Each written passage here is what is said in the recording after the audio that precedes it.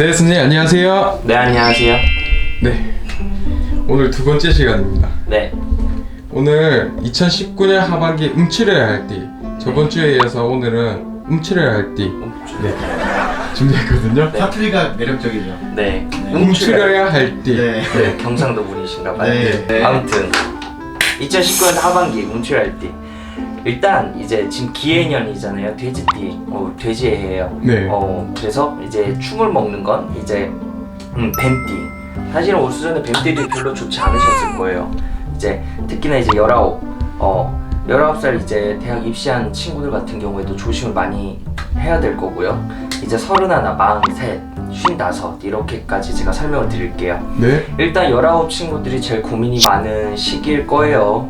이제 대학 준비도 해야 되고 본인들 원하는 대로 가야 되는데 19 뱀띠들 같은 경우에는 이제 조금 좋은 말로 얘기하면 완벽주의자 성격도 강하고요. 나쁜 말로 얘기하면요 이기적인 성향이라고 얘기해야 되나? 이런 부분이 강하다 보니까 친구들끼리 좀 다투고 싸우고 이런 부분들이 많을 거예요. 그래서 19살 친구들 자녀를 두신 부모님들 같은 경우에는요 이 자녀분들 주의 깊게 좀 보셔야 될 필요가 있으실 거고요. 이제 그리고 31 뱀띠 근데 31 뱀띠는 사실은 나쁘다고 얘기는 못해요.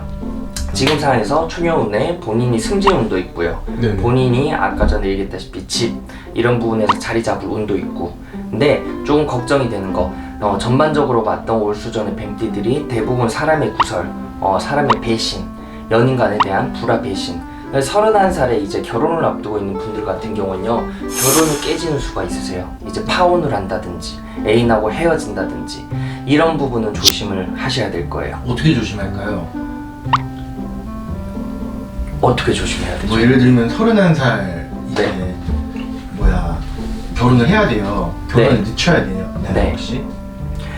그거는 개개인의 운이기 때문에 네. 상담을 받으셔야 될 것 같은데요. 네. 일단 31살의 뱀띠 분들이 결혼을 하려고 마음을 먹었음에도 불구하고요 네. 파혼할 확률이 굉장히 높으세요. 그래서 이런 부분은 만약에 뭐 진짜 이게 파혼 얘기가 나오든 이러면 상담을 진작에 받아보셔야 될 것 같아요. 특히 올 시즌 이제 뱀띠 같은 경우에 아까 전에 얘기했던 돼지띠, 돼지하고 충이라고 했잖아요.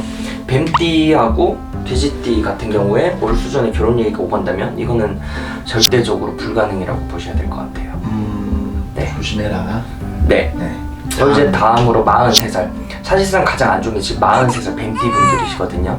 이거는 사가 꼈다라고 얘기를 해요. 본인이 특히나 이제 집, 직장, 이동에 있어가지고 실패를 보고요. 내가 뜻하는 대로 원하는 대로 잘 되지가 않으실 거예요. 이게 지금 작년 6월, 7월 수정부터 계속 그럴 거거든요. 이런 부분대 해가지고는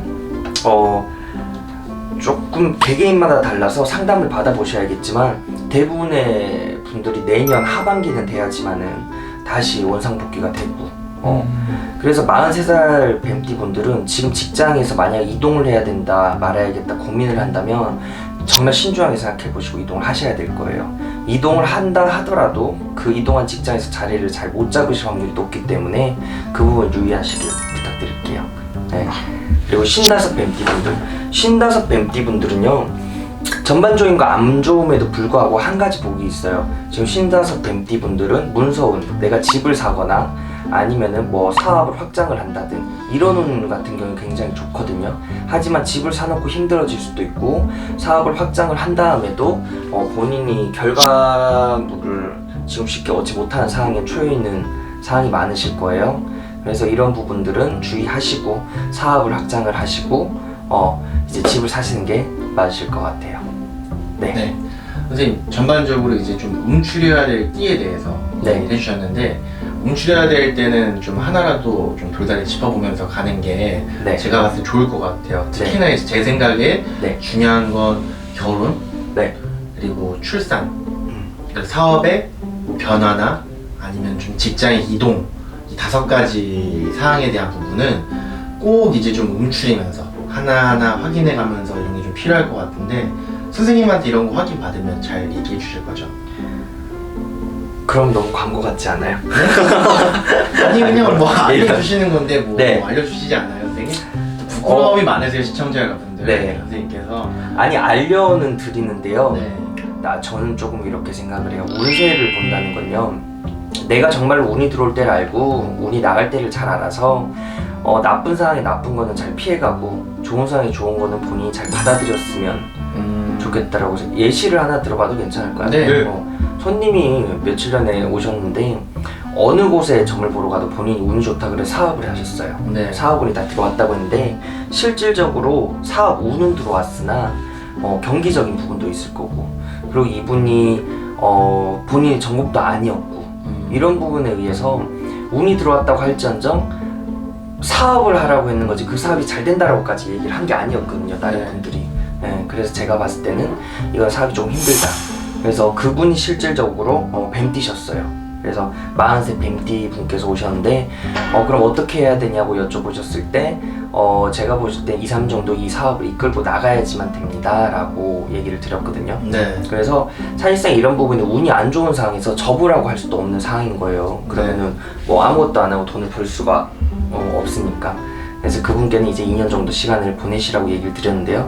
이런 부분은 충분히 상담을 한 다음에 해답을 얻어 가시는 게 맞으실 것 같아요.